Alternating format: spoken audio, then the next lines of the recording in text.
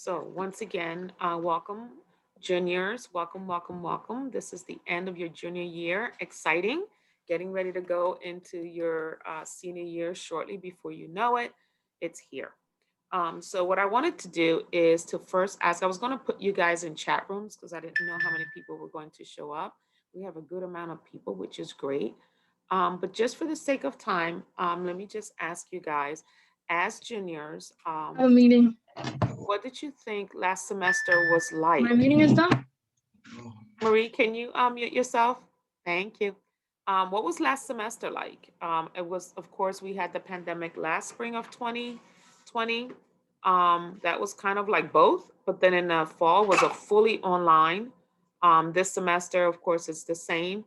Does anyone want to share what your thoughts and experiences were, or what you learned last semester that you find is going to help you this semester? Anyone can share. Unmute yourselves and can share.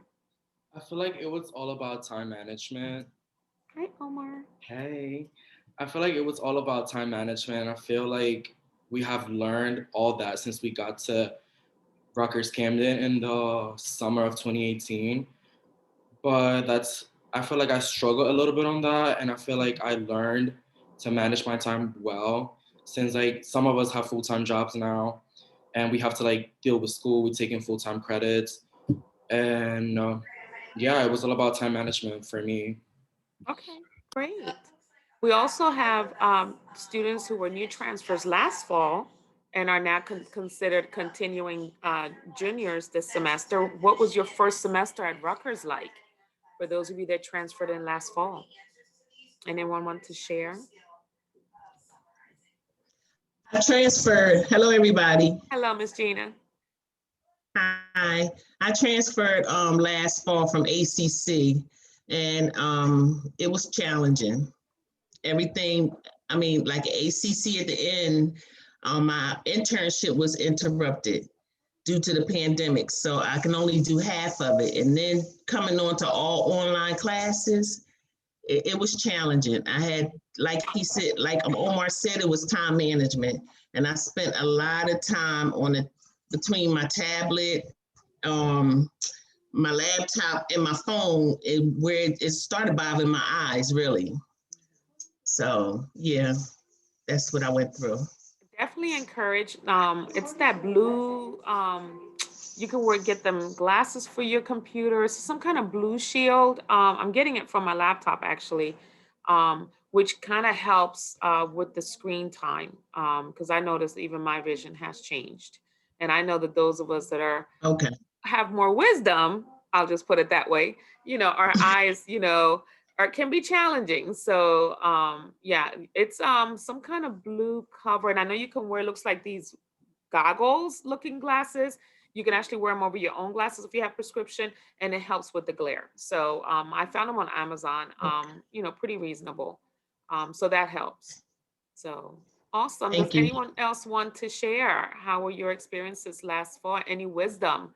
Anything that you did that helped you so much that is worth sharing with the rest of your junior cohort? You all are graduating at the same time, so any wisdom would be welcomed. Due to us being at home, I had to create a study space, because of the dining room and the sofa and the bed. It doesn't work, especially if you are on a computer for a long time. So I had to invest in a desk and a chair, and then I also had to put up like positive sayings. I had to get away from it's like you had to create a different type of space in your space. So I had to create a study space to motivate me, but also don't consume myself. Like my home is taken over from school. I have to separate the both, from school and home, in my home. Yes. Yeah, that's very challenging. My kids are home, remote. So I had one in the dining room with me when I set up my dining room. I actually have a desk in my dining area, but it wasn't enough. Um, but then I could hear his teacher, or I was interrupting him. So I ended up moving my stuff into the living room while the other one is upstairs, and just trying to navigate, can be very challenging for those of us who have children in our home. So I find myself in the living room. Um, but then when my husband comes home from work, this is Lord, he like kind of like, you know, gets a chance to relax. So then I move into the dining room because my son is then done with school. So I'm like moving my laptop around, just finding ways, to find that space. But the what I'm also noticing is I'm working longer because then I'm finding this 5 o'clock and 6 o'clock, and I'm like, I'm still doing my reports, and I'm like, wait, it's after 5. I should be done. Or I get on later, do my reports, and the student sends me an email, and of course, I feel like, okay, I need to respond, but then I'm like, I shouldn't respond at 10 o'clock at night because the students are going to think I'm working at that time and keep emailing me late. But sometimes, you don't have a choice because it could be something that, it's an emergency or it's important. So I find myself working a lot longer as I work remotely, but hopefully everybody is well and safe. We did get COVID in my home. I did get COVID last fall. That's when I was out, where you guys received emails that I wasn't available. I was fine the first week. The second week was like a truck hit me and I was bedridden. And one of my sons was also positive, so we had to quarantine and take care of our health. So it was, as much precautions as we took, we still ended up getting it. So, just hoping you guys are being careful health wise. I got my first shot yesterday, a COVID shot, so I expect to get my second one in February. Um, and, just trying to be cautious. So I hope and wish and pray all of you are being healthy. Um, so, anyone else have anything they want to add before we go on? I'm excited to see so many students here. Wow. We got a second page. Sorry for my tardiness. I'm also hosting another Zoom. Oh, well, go ahead with your involvement fair, Kareem. Awesome. No problem. This is also, being recorded, will be on the EOF YouTube page, in case you, don't have to take any notes. You can go back and view it later. So we will be recording all of our workshops, all of the ones coming up on YouTube, so that you also have the information. All right. I'm going to share my screen so I can begin this presentation. What I would also like is, as we go along, if you guys find that you need to stop me and ask questions, please do. I do not mind. Unmute yourselves and say, Ms. Waters, I have a question. Not a problem. Okay. All right. So again, juniors, welcome, welcome, welcome. This is your last junior semester for many of you, transitioning into the senior year. Our workshops are very different for juniors and seniors. As we're preparing you guys into your senior year, you'll see things will completely change for next semester. If you have not already done so, I encourage you to already schedule an appointment with your EOF counselor. Again, nothing really changes this semester, excuse me, with your EOF compliance. You meet with your counselor once a month. You attend a minimum of 4 workshops, 4 are the ones that are required.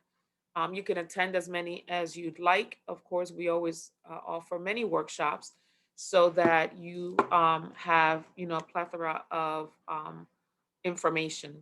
If you decide to attend workshops, let's say your major may require for you to do something, whether, many majors aren't doing it right now, but if you had to do some kind of civic engagement, or you had to attend a Zoom meeting where you have a speaker and are required to write a paper or something like that, you can use your major requirement, your major class once. And if you're doing some kind of voluntary civic engagement, you can use that as well, but only one of each. And 2 EOF workshops must be EOF. So must be one of the ones that I will show you. Or you can go ahead and just do the 4 EOF workshops. If there are any other type of workshops, please encourage you to talk to your counselor so that they can approve it ahead of time, because you will have to provide some kind of proof that you attended. And then, of course, you meet with your advisor once a semester, which should be just before you register for the fall semester. That would be a time. We're not doing any forms. Please don't feel the pressure that you have to get that form completed by your advisor, then have your advisor send it to you. We're not doing that. We're going on the honor system. It is in your best interest to meet with your advisor. So if you don't, the detriment will be on you. The only reason why we require it is because we know that sometimes students tend to register on their own, never meet with their advisor, and then don't register and are upset. So you should always work with your advisor, because your advisor's job is to make sure you're taking the correct courses and also to approve your graduation. So why not work with your advisor? So again, 4 monthly contacts with your counselor, 4 EOF workshops, and 1 advisor visit. So this should sound familiar to you. Okay. Additional workshops that you can certainly select from the Career Center. Their website is already up and loaded with all of the workshops they have. Their workshops will either be WebEx or Zoom, so you'll see them right on their calendars. The Learning Center also has quite a bit of workshops already in place. You can certainly look through those. Again, only one from your major department, only one from civic engagement if you choose to use any of those. Other workshops or activities must be approved by your EOF counselor before you actually do the workshop. And workshop forms in this case are not required. Even if it's a non-workshop, they're not required. Again, we're going to work on the honor system because I'll be honest with you, I'm not trying to get 30 something forms and I have to verify. I'm not doing that. We're too grown for that. I could see freshmen and sophomores, but juniors and seniors, I'm sorry, I'm not doing that. We're too grown for that. As you all know how to schedule appointments already, so if you have not already done so, please schedule your first appointment with your EOF counselor by the end of this week. It doesn't mean you see them this week, but you should schedule by the end of this week, or you're going to start getting emails saying, hey, haven't seen you. What's going on? We're already in February and I haven't seen you since February starts next week. So I encourage you to schedule your appointments with your counselors. All right. Oh, that's not for you. It'll be for you next year. Senior Achievement Awards. We do Achievement Awards every year. What I will say is, so seniors, we're working on them. The state of New Jersey, so it is worth mentioning to you, the state of New Jersey every year will take a look. The universities are required to report anyone who has a 3.2 and above GPA to be honored at this state awards luncheon. It's usually done in North Jersey. Rutgers-Camden provides the transportation. It's a very nice luncheon. It's every single EOF student in the entire state of New Jersey who gets a 3.2 and above. So as you can imagine, it's a huge, huge luncheon. Someone's unmuted. Can you go? Joshua, it looks like it's you. Can you please mute yourself? Thank you. And so next spring semester, when you guys are getting ready to graduate, your counselors will be contacting you about this awards luncheon. And again, we're hoping, we're going to be on campus, so we will actually take the trip. It won't be virtual. We'll take the trip up the Turnpike. It's always done on a Friday, and we'll give you more than ample time for you to speak to your professors in case you have classes, so you can go up, get your certificates, you get a pin, you get a gift. It's really nice. And so again, we'll provide transportation. So your GPA will be based on your fall 2021 GPA if you're going to be awarded this award. All right. All right. Now, common mistakes that students make. This is worth mentioning. We will always, counselors, we laugh about this. We'll get an email around April saying, hey, what workshops are there left? Because I haven't done my workshops. I'm not looking for workshops. You have the information, you find your workshops, you get your compliance done. You're grown. This is not, your first go around with EOF compliance. So we do not need to remind juniors and seniors, and you should manage your time accordingly. All of the workshop cards are on Canvas, and they're also on assignments, which should prompt some kind of alert to you to let you know that a workshop is coming up. So, manage your time. Just manage your time, guys. That's all I could say. Please do not email me. I know my students don't email me asking me what workshops are left or what workshops you can do. That is your responsibility, and I expect that you will do that. Like I said, we're not doing the forms, so don't forget, don't worry about the forms. But in the past, students have forgotten to do their forms and then say, well, I attended this workshop. Workshops, departments are not required to let us know that you attended a workshop. We don't require anyone to do any extra work. So if you're attending a workshop somewhere else, it's your responsibility to inform your counselor and provide the information, not have that person email your counselor. And students miss counselor appointments. So if you miss your counselor's appointments, you can get dinged on that. You don't ever want to get on EOF probation or lose your financial aid for lack of compliance. please remember that as you're receiving financial aid, the government wants us to have you accountable. So we can't have students receive grants and there's nothing to show for it. We do an annual report every year to report how many times we meet with students, how many workshops we provide, what's the attendance, the GPA of our students, how many students pass or fail classes, did they leave for the semester, why did they leave, when did they return? Like, we have to report all of this to the state of New Jersey. So you making appointments, you doing your workshops and all of that is the way that we create our reports. And based on our reports is how we receive funding. So every dollar is attached to data. So please help us keep our data going by doing your part. File the FAFSA late. So you should have already filed your FAFSA that opened up October of 2020, which is for your senior year, this coming fall 21, spring 22. The deadline was January 17th. So hopefully you did renew your FAFSA. If you don't renew your FAFSA by that deadline, means you get what you get. Whatever's there is what's there. The earlier that you file, the more money that you get. For example, EOF is constant, so you get one or the other amounts. There's no increase or decrease unless the government does it.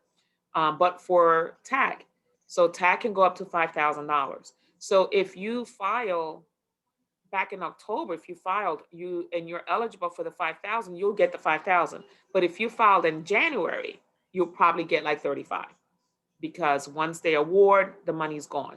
So you want to make sure that you file your FAFSA on time. And if you didn't, that explains why you're not getting as much as you wish you could get or need to get. June 1st is always the deadline for state. So if you don't file by June 1st, if you miss the January 17th and then you miss the June 1st and all your state money is gone, that includes TAG and EOF. And there's no way of getting it back. So please make sure if you have not done your FAFSA, make sure as soon as you're done with me, go on the website and file your FAFSA, renew your FAFSA. EOF is not TRIO. So a lot of times, some of you are both TRIO students and EOF students and will attend TRIO workshops and say, I attended TRIO workshops. Well, that's fine. I'm happy for you, but that's not EOF. TRIO is not required to provide us with their data. So you have to make sure that you still provide us with the information of the workshop that you attended. But again, even if you're attending TRIO workshops, you must attend to EOF workshops, unless the workshop that you're attending for EOF is a combined workshop with TRIO. And sometimes we do collaborate. I have a question. Yes, ma'am. Hi, once we do the EOF workshops, do they automatically get, are we automatically accounted for? Or do we have to keep a list of workshops that we've done? No, actually, when you attend an EOF workshop like this one, this is considered an EOF workshop. I will give you instructions for how you will send me your attendance. Then I take that information, I upload it, create the report on Raptor Connect, and then I send it to my supervisor, which is Ms. Randy Ferguson, and I CC the counselors, Mr. Jones and Ms. Blackman, and then they enter it into their database. So we all have our own Excel files for our own students. And so we then go in and update our rosters to show that you attended the workshop, and each counselor is responsible for accounting for each of their own students. So once you give me the information, I create the report, then the report gets CC'd to the counselors and the assistant director. Okay, and this counts as a workshop? Yes, ma'am. For the semester? Yes. Oh, okay. And another thing, you said something about doing your FAFSA by June 1st? So January 17th was the first deadline. And if you didn't renew it by January 17th, June 1st is the absolute deadline. If you don't do it by June 1st, then your state money goes away, which is TAG and EOF. Oh, okay. Yeah. So, but if you renewed starting October 1st of 2020, then you're fine. Yeah, I think I did it on that day. Yes. Yeah, it only Okay. takes like 4 minutes. And then you didn't get any state questions this Yes. year. They took the state questions out, which was great. So you didn't have to do the veteran questions this time. So much easier process Yes. this time. Okay. Any other questions? Thank you. You're welcome. All right, here we go. Here are, let me open this up a little more. Here are the workshops. So these are the workshops for you guys for for the juniors. So again, here's the one that we're in right now, graduate exams. So some of you are actually going to graduate school. So if you're going to graduate school, you definitely need to attend this workshop because you don't know what exam you have to take, how much does it cost, how do you register for it, where is a testing site. There's a lot of information that goes with um, registering for a graduate exam. Some majors, some graduate programs do not require it. For example, social work does not require a graduate exam. Criminal justice on our campus does not require a graduate exam, but other majors do. School of Business does. If you are doing the MPA program, the Masters in Public Administration, they do. So, of course, law school has the LSAT. So there's a lot of planning that goes into this. So what we're having is the Career Center Director is going to join us to explain how the process works, because you can literally register for graduate exams through the Career Center. And they also have lots of information, the graduate school fair and all of that coming up. And so, sorry, coming up. And so you definitely want to attend this workshop if you're planning on doing graduate school when you graduated in May of 2022. Why are we talking about this now? Because all of the admissions applications for graduate exams open up November 1st of this coming fall. If you're required to take a graduate exam, you must report your scores at the time you apply, which means you have to take this graduate exam this summer. This is why we're offering the information so early, because we need you to plan. If you're taking that GRE, you may have to take it more than once. The GMAT, the GRE, the MCATs, you may have to take them more than once.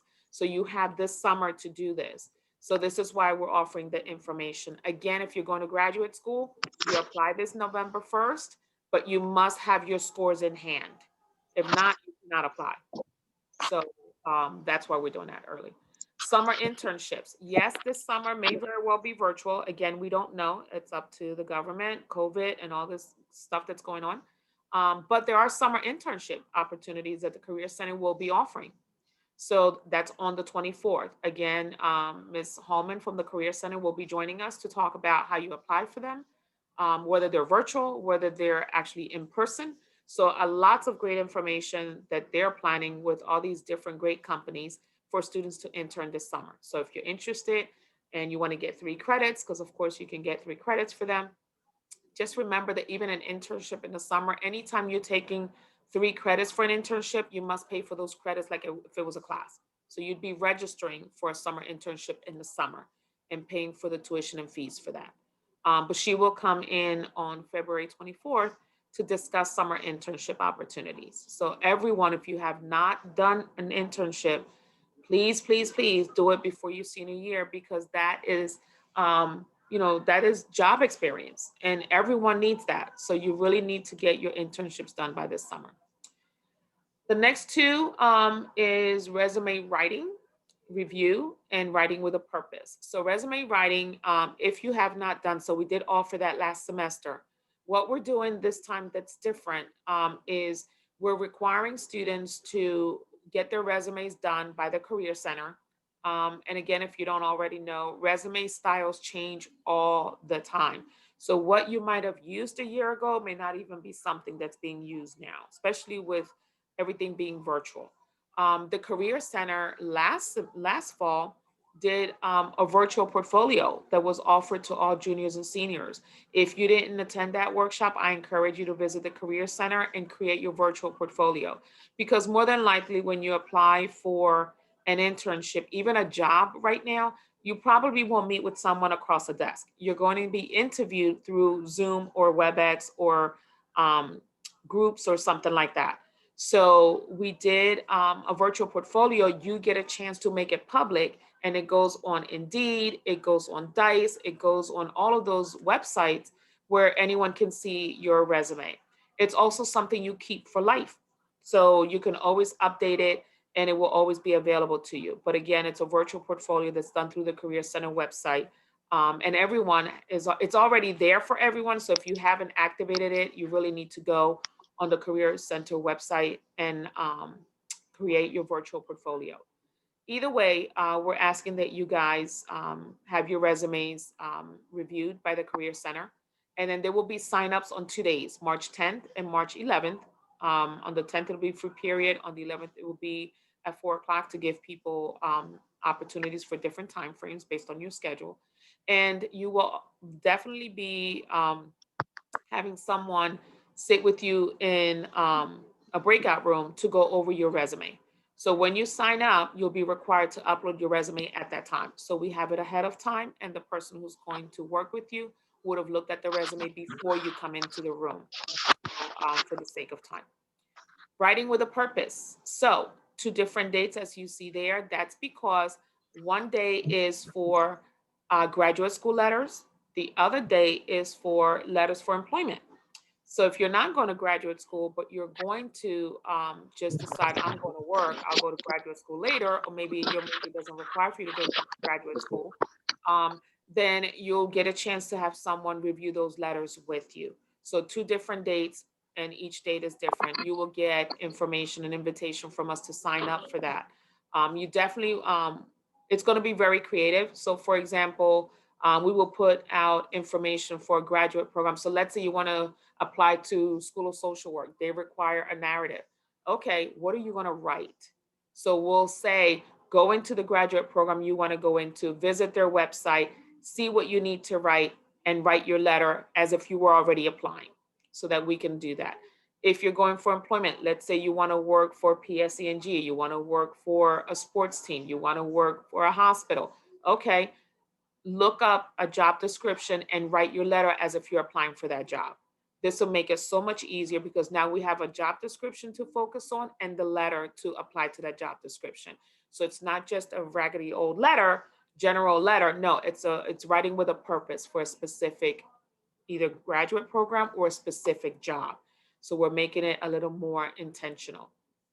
Now, on the right-hand side, you should see what we call EOF open workshops. So these are workshops that we're offering that anyone can attend. You can use those as well, except for yoga. You can't use yoga as a workshop. That's just for stress relief and that's for self-care. That's coming up this week. But there's other ones. We did Canvas 101 last week when the semester started, because I don't know about you, but it was very challenging to learn Canvas, especially when you're forced to learn it. And so we had Mr. Morris from the IT department teach students how to use Canvas. That was recorded, and it is on the EOF YouTube page in case you want to review it. And if you have any questions, his information is on the workshop recording.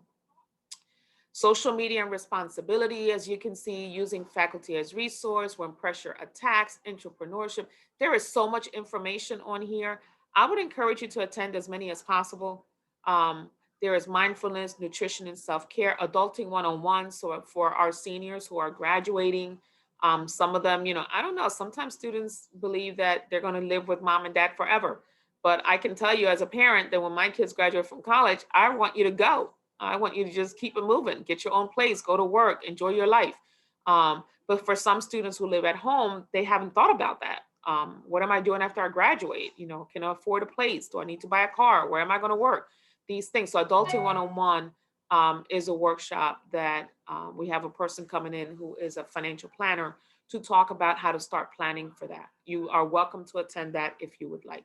So as you can see, there's a lot, right? Afterlife, the afterlife, life after RU Camden. So we have alumni that are already out there and are going to be part of a panel to talk about how they got jobs during the pandemic, or they didn't get jobs. It was hard. What was their experience like? So we're bringing them in to meet with our students. So as you can see, there's a robust of workshops outside of the ones that we're offering for juniors. We encourage you to attend as many as possible that you find are useful for you. We will always send out reminders of the workshops so that with the Zoom link, so that you guys can certainly have the most updated information. So are there any questions? I can go back to a slide. I'll go back to the workshop slide too. Does anyone have any questions either about the junior workshops or about the pop-up workshops, the open workshops?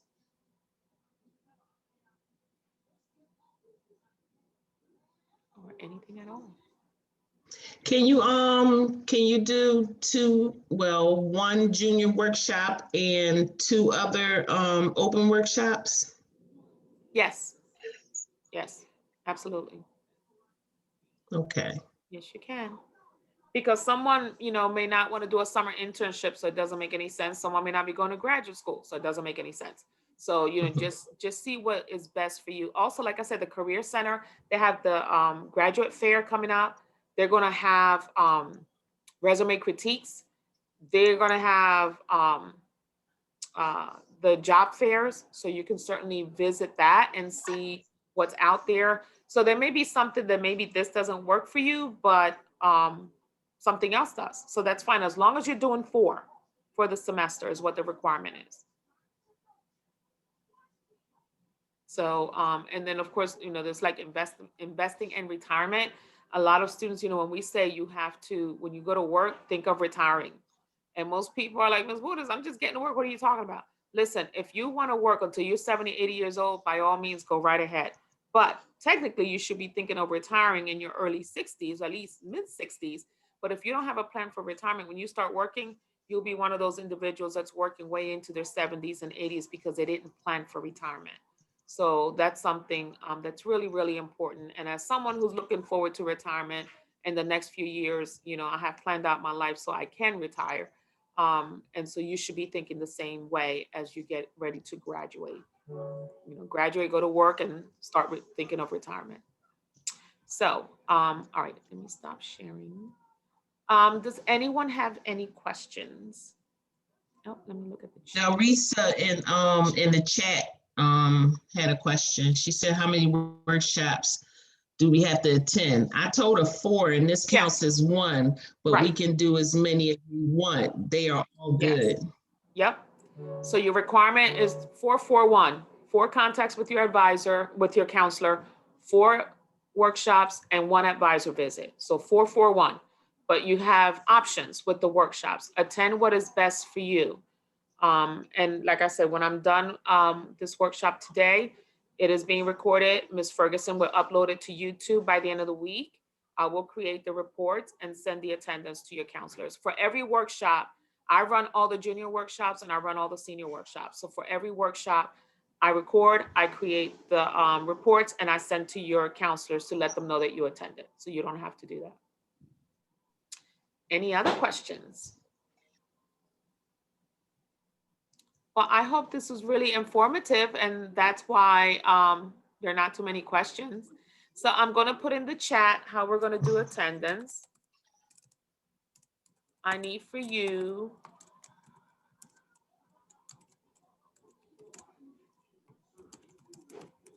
all right. I need your full name, your RUID, and I need it by 5 p.m. today. Sometimes students, like seniors, did it. They sent me their name. Okay, what is your RUID? I'm not going to go looking for your RUID when you're not my student. If you're not my student, I wouldn't have your RUID. So I have my students' RUID, but they need to send it to me too. So your full name and your RUID, you're going to send it to me. Here is my email. Oh, I was getting ready to put it inside here. There you go. No, email me. So okay. Name, RUID by 5 p.m. today. Please don't email me this Friday and say, oh, I attended the workshop earlier this week. Because once I do the report tonight, you can't change it. I would have to recreate the report. So I'm not doing that. So by 5 o'clock this afternoon, please email me and send me your full name and your RUID. You don't have to tell me who your counselor is, because once I create the report, it goes to everybody, everybody in our team. But full name, RUID. If you don't give me your RUID, I'm not going to reply and say, hey, I need your RUID. Oh, yeah, I was getting ready to ask. Thank you. Look EUD. at that. There you go. You're right. Thank you, Daritza. Yeah. Yes. See, look at that. I've been having this email. This March will be 29 years I've been at Rutgers. How do I forget my email with the same email for 29 years? So cfelice@camden.rutgers.edu. Thank you, thank you, thank you. So, thank you so much for attending. Again, it'll be posted on the YouTube page by the end of the week. Please email me by this afternoon, and I wish you much success this semester, and I look forward to seeing you guys at the next workshop. I'll hang around for a little bit if Thank anyone has you. any questions. Bye, Have a Ms. great day, Waters. everyone. Bye. Good seeing you guys. Bye. Bye-bye. Bye. Bye-bye. Bye.